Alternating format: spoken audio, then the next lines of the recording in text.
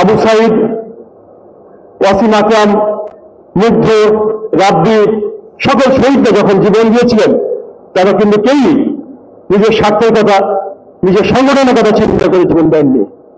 তারা চেয়েছিলেন ফ্যাসিস্ট মুক্ত একটা সমাজ ব্যবস্থা গড়ে উঠবে, যে সমাজে সবার সমান অধিকার থাকবে। বৈষম্যহীন একটি রাষ্ট্র তারা গড়তে চেয়েছিলেন।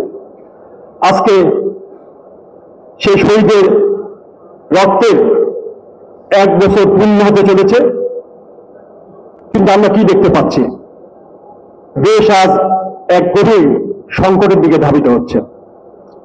এই 1 বছরে আমরা দেখতে পাইনি আমাদের কোন শহীদের বিচার হয়েছে, আমরা দেখতে পাইনি বৈষম্যহীন সমাজ ব্যবস্থা গড়ে উঠেছে, আমরা দেখতে পাইনি আমাদের যেসব ভাইরা এখন নির্যাতনের শিকার হয়ে অসুস্থ অবস্থায় হাসপাতালে বিছানায় পড়ে আছেন, তাদের সুস্থ চিকিৎসার ব্যবস্থা হয়েছে, এগুলো আমরা দেখতে পাইনি। আমরা দেখতে পেয়েছি কি? কাদা ছোড়াছুড়ি। আমরা দেখতে পেয়েছি কি? একটি দলকে কিভাবে জনগণের কাছে হেয় পাওয়া যায়, মিথ্যা প্রপাগান্ডা দিয়ে মত সৃষ্টি করে দেশের যে গণতন্ত্রের পথে যাত্রা, সেই যাত্রাকে কিভাবে ব্যাহত করা যায়, এই সাথে আমরা দেখতে পেয়েছি। জাতি যখন খুবই একটি অনিশ্চিত অবস্থায় ছিল, কিভাবে আগামী বাংলাদেশ গঠিত হবে, ঠিক তেমনি একটি মুহূর্তে ডক্টর ইউনূসের সাথে লন্ডন বৈঠকের পর জাতি একটি আশা দেখতে পেয়েছিল। সুন্দর একটি নির্বাচনের মাধ্যমে একটি গণতান্ত্রিক সরকার প্রতিষ্ঠিত হবে, যে সরকার আমাদের সকল শহীদের যে আত্মীয়তি, শহীদদের চা পাওয়া, এগুলো পূর্ণ করবে। কিন্তু আমরা দেখতে পেলাম তারপর থেকে শুরু হলো ষড়যন্ত্র। কিভাবে গণতন্ত্রের পথে যাত্রাকে ব্যাহত করা যায়, কিভাবে নির্বাচনকে বানচাল করা যায়, কিভাবে নির্বাচনকে দীর্ঘায়িত প্রলম্বিত করা যায়, তার একটি নীল নকশা ইতিমধ্যে শুরু হয়েছে। বন্ধুরা আমার, আমরা চাই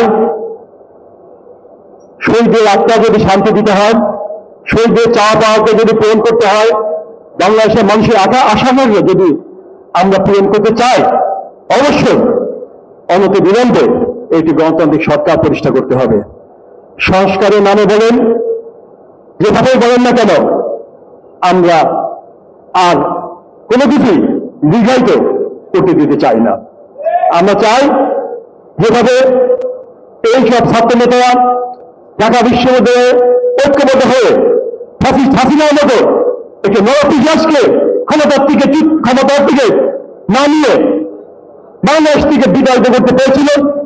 আমি আহ্বান জানাবো আবারও সকল ছাত্র সংগঠন ঐক্যবদ্ধ হয়ে আবার একসাথে একটাই স্লোগান তুলবে, আমরা দীর্ঘায়িত সংস্কার চাই না, আমরা দীর্ঘায়িত কোনো কালবানা চাই না, অবিলম্বে একটি নিরপেক্ষ নির্দলীয় তত্ত্বাবধায়ক সরকারের অধীনে একটি সুষ্ঠু নির্বাচন চাই। বাংলাদেশের মানুষ তার ভোটাধিকার ফিরে চায়। প্রায় 4 কোটি নতুন ভোটার, এই যুব সমাজ যারা নতুন ভোটার হয়েছে না, এখনো ভোট দিতে পারেননি, তাদের পছন্দের ব্যক্তিকে ভোট দিতে চায়। সকলের ভোটের বিনিময়ে একটি গণতান্ত্রিক সরকার প্রতিষ্ঠা হবে।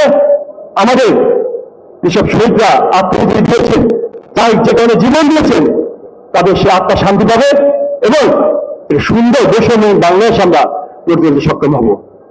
সকলের ঐক্যবদ্ধ হওয়ার আহ্বান জানাচ্ছি।